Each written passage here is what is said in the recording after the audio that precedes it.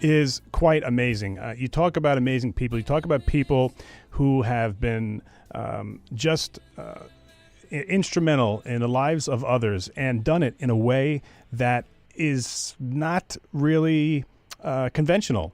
Who would know that you could use a horse to help people get to find out more about themselves? And I'll let her explain that part about it. But that's so cool to me.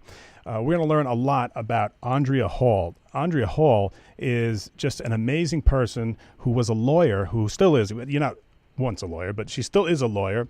And she has this website, which is called witherswhisper.com. She's done so many different things, and I can't wait to talk to her about the horses because there's so many things. I mean, it's so amazing because you can tell and learn things about relationships through relationships with animals, and I gotta know. So let me take the station ID because I get yelled at if I don't do that. So let me do that, and I'll come back with Andrea Hall, this amazing guest, guys. You if you tuned in because you heard me yesterday talking about it, you're in for the right one.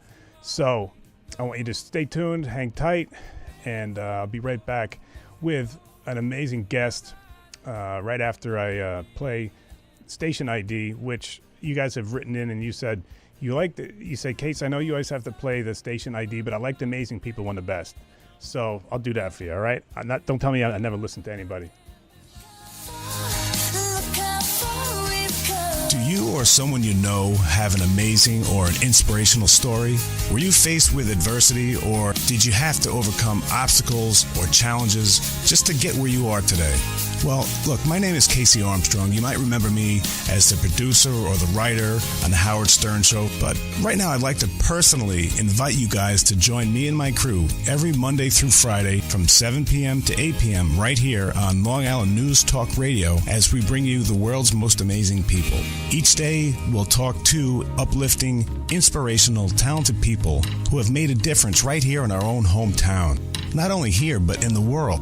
That's WMAP, the world's most amazing people, 7 p.m. to 8 p.m., Monday through Friday, right here on Long Island News Talk Radio, 103.9 WRCN. All right, guys. Hey, so my next guest is Andrea M. Hall. Now, Andrea has, I have a quote from her, which I'd like to read before I get her on the phone. She says, "My favorite part of my work is when the client has an aha moment and realizes that they had the answers to their problems the whole time. I enjoy watching the client figure it out and discover the answers within." Now, if that is not something that gives you shivers and moves you somehow, check the pulse, baby. Guys, with no further ado, it's my honor and privilege to bring to WMAP Miss Andrea M. Hall. Andrea, how are you today? I'm well, Casey. Thank you for having me. Hey, I was just reading a quote from you, and you were talking about when your client has an aha moment, and you realize, the person realizes that they had the solution to their problem the whole time. Is that 100% of the time? Do we always know what is holding us back? In your experience, is it always inside of us? I truly believe that. As a coach, I believe my job is to facilitate the process. I hold the mirror up for you to ultimately discover the answers. I know there's some coaches that believe that they have the answers. However, it's my belief that you hold the answers, because ultimately I don't walk in your shoes, right? I've not been through all of your life experiences. Mm-hmm. And so I believe what has happened most times is that our conscious mind gets in the way of our subconscious, and so therefore the conscious mind will typically give you an answer if I ask a question of, I don't know. And so it's just to remove that and allow the client to say, like, what's the first thing that came to your mind? Generally, that's the answer. After that we but it, we come up with excuses and we go, yeah, that really isn't it, and I want something else, when in reality the first response to a question is typically the right one for the individual. Wow. Andrea Hall, tell me about this website, witherswhisper.com. What am I going to see when I go on there? So I have some free things on the homepage that I give away for couples or for lawyers. Those are the two areas that I have focused my practice on. And the other free thing that I give away is Daily Whispers, which are inspirational things that I have put together that I send out to people who sign up for those on my website. And they're just things that have meant or have inspired me, thoughts that have come to me throughout the years that I've placed into Daily Whispers that they receive. How cool. Now, look, here you are. You're on top of your game, and you decide to leave your law practice. Can you tell me what led you to leave your law practice? Sure. So I had been struggling for a couple years. I had been in the middle of a 5-day jury trial when my 18-month-old puppy passed away. And at the end of the trial, I said, gosh, is this really like how my clients feel? Because the judge was very unsympathetic. In fact, my puppy died the morning of closing arguments. I had no sleep, and I basically called the courthouse and said, look, I just need till, after lunch to get my poop in a group. And I said, I haven't prepared. Never heard that.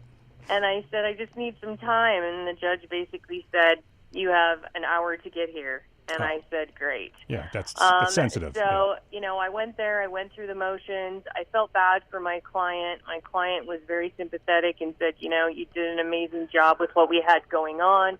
However, with that being said, at the end of that, I said, I think I need to take some time away and take a break. And so I did. I took the summer off. I played with my nephew. And at the end of that, I said, I don't want to go back. Like, the minute I started thinking about going back into the courtroom and dealing with cops and prosecutors, I went, oh my gosh, my heart rate changed, my breathing pattern changed, and I was like, what am I going to do? Mm-hmm. So I started searching for the next couple of years to figure out, like, what was my next step. It was the first time in my life where I didn't have a clue really what I was going to do. I had always known that I was going to go to college, what college I was going to go to, what degree I was going to get, and so on and so forth. And it was the first time I went, oh my Lanta, like, where am I really going with my life? And so I started searching and was looking for things that I could do that I could still continue to help people, but I could also take my love for horses and combine the two. And so I ended up finding Melissa Pierce's Touched by a Horse program, and I got certified as an equine gestalt coach, and I absolutely love helping people in a different aspect. Now they're not looking at going to prison for the rest of their life. Now they're looking for, how can I take my relationship to the next level? How can I heal the hurt that's going on in this relationship? Or how can I bring balance to my law practice? Or do I really want to stay here? There's plenty of lawyers that are just like me that went, I don't really want to do this anymore. Like, I want to do something different with my life, and what does that look like? And so it's finding their passion and discovering that again. Wow. There's so many lawyers that stay in the trenches because of student loans, and they're keeping up with the Joneses and, all of that stuff, and they really don't want to be there. How incredible and how honest. Thank you for that. Now, you mentioned something before. You mentioned a word, German word, I think I'm saying it right, Gestalt. What does that mean? What's Gestalt? Yeah. Gestalt, like you said, is a German word, and it means wholeness. And so what I and the horses do is basically discover what is that piece that we need to work on. And it may be numerous pieces. It may be pieces that need to be broken down and worked separately. However, basically, we bring you full circle. We open the wound. We figure out what the root of the problem is. We ultimately heal it.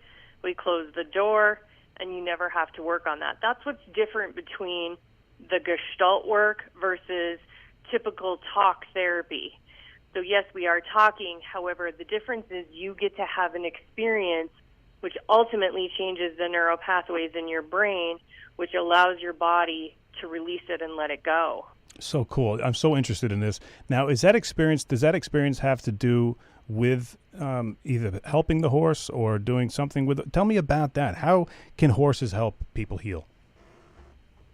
So horses are just natural healers in and of themselves, just by them just being there. They don't even have to do anything. Just you standing in their presence without doing any Gestalt work is healing in and of itself.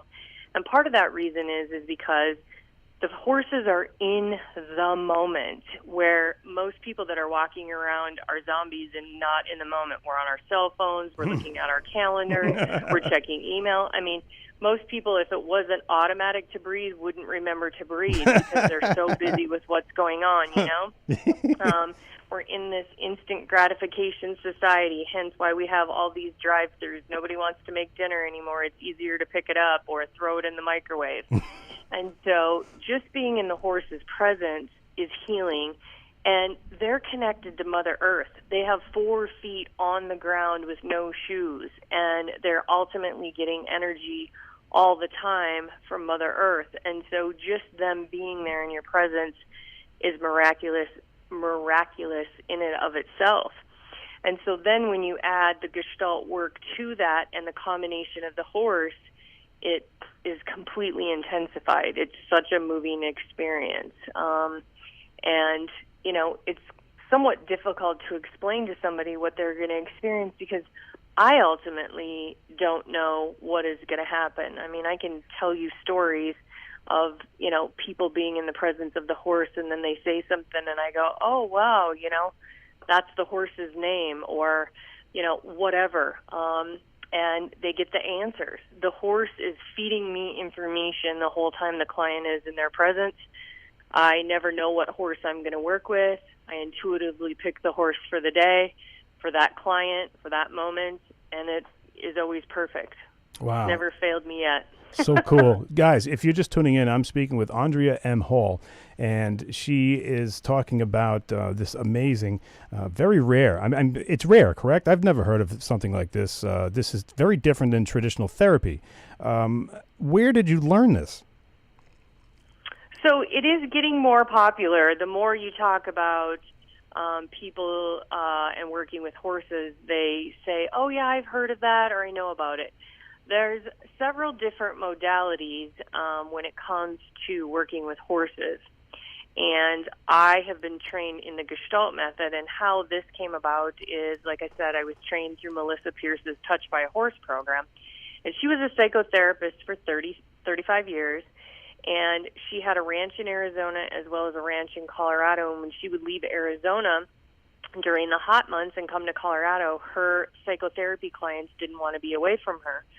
So they would come and spend, 3 or 4 days with her at her ranch here during the summer months so that they wouldn't miss therapy and it would be more intense. And she noticed that the individuals on their break would always go out to the horses. And she was also an equestrian, so she knew a lot about horses. And so she was watching how the horses were responding to the humans and vice versa, how the humans were responding to the horses.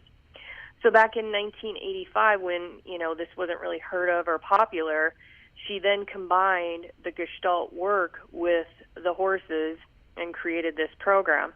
And like I said, now it's starting to get more popular. You hear and see a lot of people talking about it. Here in Colorado, we have the Temple Grandin Center that is getting built. She's autistic. She's been around horses. I mean, she's world-renowned.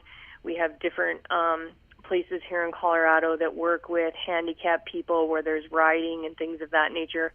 I personally don't have any riding in the coaching work that I do. Everything is on the ground.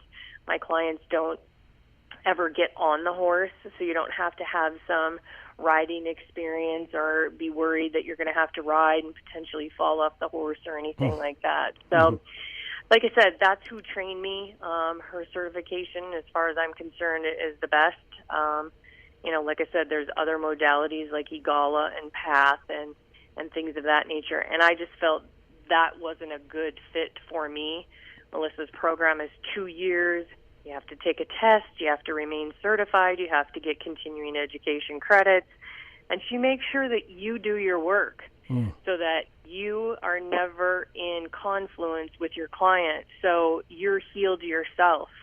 And she makes sure that you're ready to go out and work with other people. You don't ever want to be in a position where you're working with somebody and then your stuff bubbles up. If you've been through a divorce and haven't done your work, and then you're sitting across from a client who's going through an ugly divorce, you never want to input what's going on for you and coming up for you that may not have any relevance to the client. Yet because you haven't healed your work, you're having issues with what's going on with your client. Great. I mean, so well said. And that leads me to my next question is, what about, say I'm having a problem with my marriage or any type of relationship or something like that. Can I benefit from doing your program with someone else? Can you do more than one person in the program at the same time? How about for relationships? Can a horse really help a relationship? Tell me about this process. Yeah, so I do couples work as well, and some of it's one-on-one and some of it's together because, excuse me, because you have to be able to see what's going on with one partner as well as the other and flesh out what is really the real issue. You know, when somebody's mad that the toilet seat isn't down or that they haven't picked up their socks or the toothpaste lid is not on or the toilet paper is not flowing the right way, right? Yeah. That's really not the issue. That's the surface issue, yet let's get to the root of the problem. And so they may have called me for that reason, like, he never picks up his socks, or she doesn't do this. And then ultimately when they get into my office and we start, working through that, you find out it's about money, or you find out that he cheated or she cheated years ago, and that's not really resolved, and there's a trust issue or there's a communication issue. A lot of times in relationships, the first thing that is the breakdown is the contact, right? Mm-hmm. Because if you look back when you first date somebody, I mean, how many times do you go to dinner and you're holding hands and you're staring into each other's eyes and you're in the moment, right? Right. 2 years, 5 years down the road, you come home, it's what's for dinner? Did the bills get paid? Where are the kids?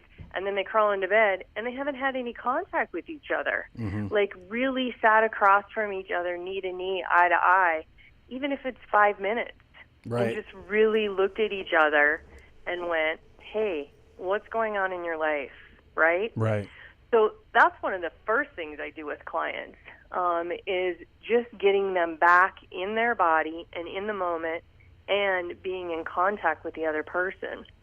The other thing that's huge in relationships is the person you're fighting with is not chronologically the 25-year-old, 35-year-old, 55-year-old that you're sitting across from.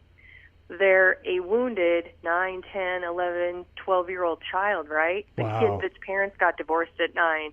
The 16-year-old that mom committed suicide, overdosed. My dad was an alcoholic. Hence why I'm attracted to men who are alcoholics. So until you can heal that unfinished business from the past, you're never going to be able to be whole and complete in this relationship and be able to work on the issues. So it's helpful for the person that you're fighting with to actually see the person across from you as a wounded child, because that's who you're dealing with. Wow. You're not dealing with the adult who's sitting across from you.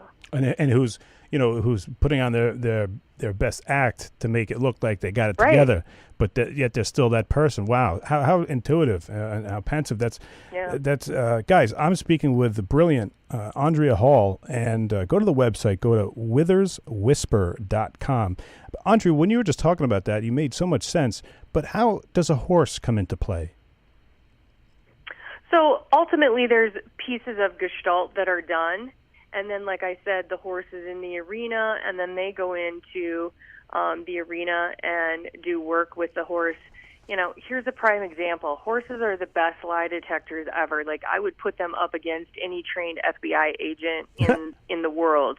And I can guarantee you my horse is going to know the answer, if not better than the FBI agent, because horses read energy. So they don't they feel what's coming out, because everything has energy, right? The word yes has energy, the word no has energy.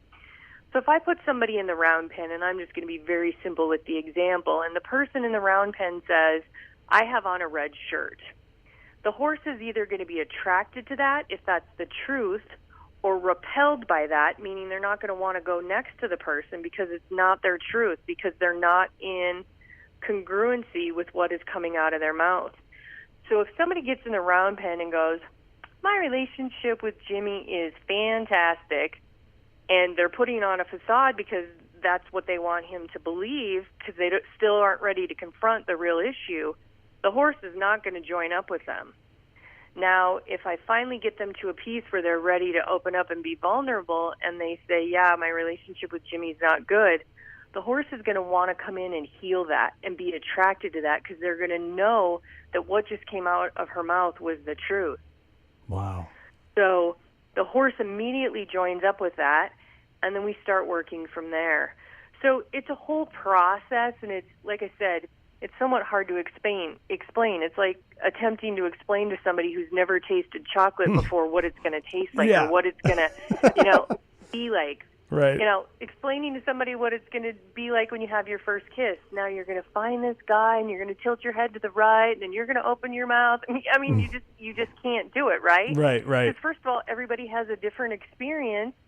And I mean, I can tell you what happens with people, the things that have happened, the experiences I've had, yet it's never going to be the same. I'm never going to be able to repeat that with another client. And repeat clients come back because they love what happened, and it's a different level, because we're never the same. Tomorrow morning when I wake up, even 5 minutes, even after I get off the phone call with you, I'm not going to be the same person that I was when I started this phone call, 20 minutes ago? Right. So I'm a firm believer that as long as you're on this earth, you have work to do. And I tell this to my husband all the time, because we do work ourselves. And he always says to me, why do we got to do this? And I said, because I never want our relationship to be a 4-alarm fire. I never want to be in a position where we're having the conversation that if we don't go do something, this relationship's over and we're getting a divorce. I never want to be there. Our relationship can always take it to another level, because we're never the same. And I'm constantly working on myself. I love personal growth work. So I'm constantly reading books. I'm looking for people I can do stuff with, coaches and other classes and things of that nature. And like I said, he's always like, another one? And I'm like, yep, another one. Guys, I mean, this, in the beginning I was like, hey, here's Andrea M. Hall. She's this huge, successful lawyer. She's got everything. If you look at, somebody on paper, this is somebody who has everything. She's someone that you idolize and you want to be like. And you could picture her being a lawyer up until the day she retires, and they give her a cake and everything like that. And all of a sudden she leaves. What could be better than what she's doing? Be great at something and help other people. Well, that's exactly what it is, listening to her, because is it the fact that it's never the same, Andrea, that it's different every time? Is that what attracts you to this form of helping people? Yeah, as well as I think, like you said, the quote in the beginning is really the client discovering, I mean, clients come all the time, and it looked just like I was, right? For 3 years floundering, going, what am I going to do next? Like, I just don't know, the famous I don't know, right? And it was a matter of me really doing some soul searching and getting quiet and getting out of my head and getting back into my body, right? Like, we spend 90% of our life in our head thinking and talking, and not like meditating and getting quiet and hearing what the answer is. Like, my intuition is very strong. However, I had shut that part of my, what is the word I'm looking for? My strength, because I spent so much time in my head. I remember when I was told that I had a brain tumor and I needed emergency brain surgery. The first thing I did was went home and grabbed my Louise Hay book, How to Heal Your Life, and I went, oh my God, I know exactly how this brain tumor was created. I live in my head. Hello. Why else would I have a brain tumor, right? And so I went, I got to get out of here. This is not healthy. I'm literally killing myself every single day that I go to the office. Oh my literally. God. Wow. And I know we don't. I can't just gloss over that. When that happened, how long ago? And did you end up having the surgery? Did you get a second opinion? Tell me about that for just a couple seconds, because I can't gloss over that. It's just something that's. Sure. So September 16th, it'll be 4 years that I had brain surgery, and I was blessed with a Christmas miracle. The tumor was benign. I didn't have to do chemo or anything of that nature. Surgery was successful. It took me a year to recover. However, it was a long process, and I had been sick for 3 years, and doctors kept telling me there wasn't anything the matter with me, and I kept saying, look, I'm not a hypochondriac. I don't go to the doctor just because I know there's something the matter with me. And, you know, one of the last things I had to fight with the insurance company, and I flippantly said to them when they told me I had to go see a physical therapist because I hadn't done enough in 3 years, they said, you need to go see a physical therapist. And I said, I'm going to add you to the list of people I sue when you find out I have a brain tumor and you sent me to a physical therapist. Wow. And I hung up the phone. Wow. Well, lo and behold, about 2 weeks later, I get the phone call. Yes, you have a brain tumor and you need emergency brain surgery. Let me repeat. So Andrea, hold wow. on. Let me repeat. My favorite part of my work is when the client has an aha moment and realizes they have the answers to their problems the whole time. Yes. And what is even more comical about that is every time I would talk to the doctor, I kept saying, it feels like the circulation to my brain is being cut off. Well, that's exactly what it was in layman's term. The tumor had shoved my brain stem into my into my spinal cord, and so the cerebral fluid wasn't getting through. And that's exactly what was happening. My brain was short-circuiting out because no cerebral fluid was getting through. Oh my God. And so it was like I had the answers, yet nobody in the position that could help me was listening. And, you know, it is what it is. But thankfully it worked out in my favor. I did see a couple surgeons before I made my decision. I had a great doctor in Denver who did the surgery for me. Thankfully, my mom was able to come and live with me for a couple months. Were you awake, Andrea? Take care of... During the surgery, were you awake? No, I was knocked out. It was a 10-hour surgery. Oh, my I did God. ask if I could be awake, but I was told that I could not. You wanted to be awake. Oh my God, I love you. I think you're completely amazing.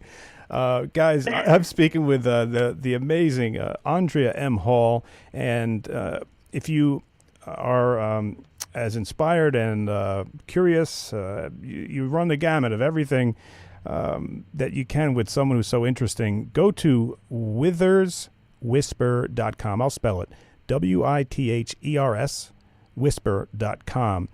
Andrea, we're running out of time here, but I'm so glad that you're a part of our little family here, so I'm going to get to hear what you have to say next, and it's going to be really cool. But right now, before we say goodbye, can you kind of talk to people who are listening to you and are kind of on the cusp of reaching out for help? They're thinking that this Andrea Hall, she is talking about me, and I would like to do this, but maybe I'll do it tomorrow. What do you say to get someone that help that they need right now, to make that first step, to go to witherswhisper.com, just to get there and do it? What would you say to them? Someday's not on the calendar, and if not now, when? Wait, say it again. Say it again. Free consult, and if not now, when? You know? Mm-hmm. I do free consultations. They have nothing to lose. Wow, that's awesome. And I stepped on you because I want to take that for a soundbite. Can you say that again? I'll be quiet right now. Sure. Someday's not on the calendar. If not now, when? I love it. That's awesome. Andrea, it's been a pleasure, and I can't wait to hear what you got to tell us next. The first step is just people go to witherswhisper.com. Is there any special place they should go there or click on? What would you suggest? They can just click on the contact button and send me an email. I'll set up a free consultation. I do 30-minute free consultations to talk about what's going on, what they're looking for. We flesh some stuff out. I follow up with an email, and we go from there. Awesome. Thank you so much. You are definitely one of the world's most amazing people, and I can't wait to talk to you next. Andrea M. Hall, guys. Go to witherswhisper.com. Andrea, thank you so much. Thanks, Casey. Have a great day. You too. I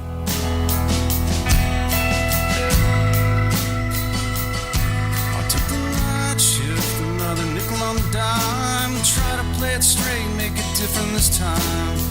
Still waiting to meet the next ex-wife.